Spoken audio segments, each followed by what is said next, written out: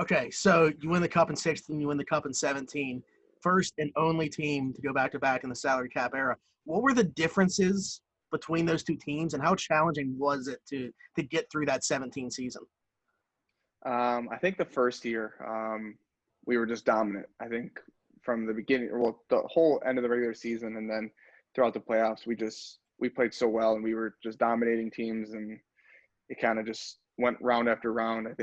I mean, Tampa was close, but I still think we were outplaying them. But they were such a highly skilled, opportunistic team that they were able to keep it close and take us to 7, and then so that team was a lot of fun because it was just fun to kind of just kind of roll through it. Being a first timer in the playoffs, much less winning the cup, I didn't really know what to expect. I was just kind of along for the ride, working hard. And then 17 was different. We had some key injuries. I think we just found a way. Didn't matter what was going on. Didn't matter who was hurt, how badly we got outplayed, or how well we might have been playing. We found a way to win games. We found a way to win series, and I think that showed the true character of the guys in that room. And it was cool to see kind of two totally different runs and how they both kind of ended in the same thing. Right. So, what was the feeling like whenever you were handed the Stanley Cup the first time? It was pretty surreal.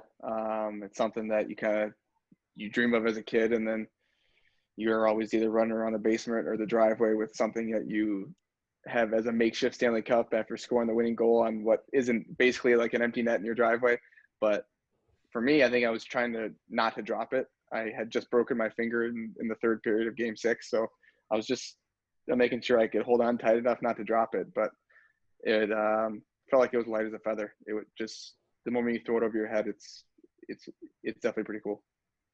Yeah, No. I remember seeing your finger broken on the plane. Like I saw a picture or a video of you holding the cup in the seat next to you, and your finger was broken. Yeah.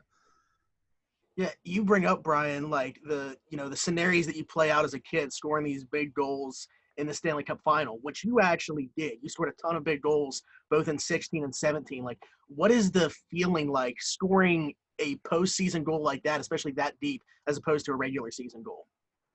Um, it's definitely pretty cool. I think you're a little bit more ramped up. I think if you see kind of the replays of some of my goals, some of my celebrations might be a little bit more intense than some regular season games.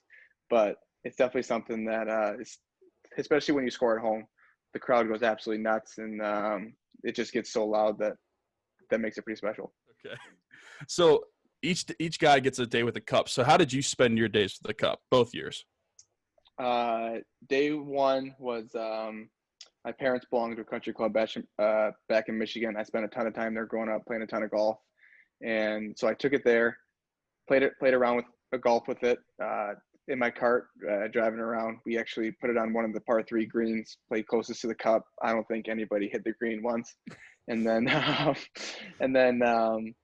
just kind of had a bit of a reception there. Friends, family, a bunch of old hockey people all came and hung out, and then back where at the time my brother and I lived in just outside of Detroit, we rented out a rooftop bar, and we had everybody up there and drank and had fun until somebody took it away from me. And then the second one, it was a bit of a mix up. My originally planned day, the cup couldn't make it, bad weather, where it was coming from, but we rented out a big boat and had a big party.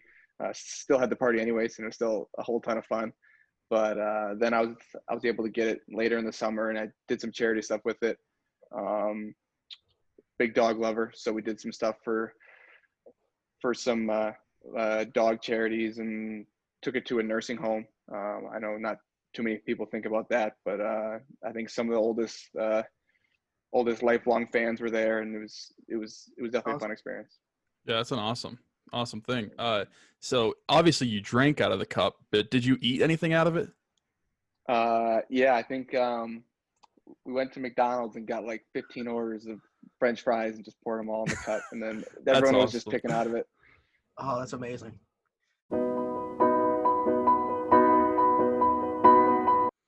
Yeah, I think all of us in Pittsburgh are going to remember the Game 7 against Tampa Bay. Mr. Game 7 right here. But I actually got a speeding ticket after that game because I was so amped up after that game. I just sped from my friend's house home, and I got a speeding ticket. You see what you did, Brian? And that Yeah. that cop actually gave you that ticket? He did. And he's that's on him.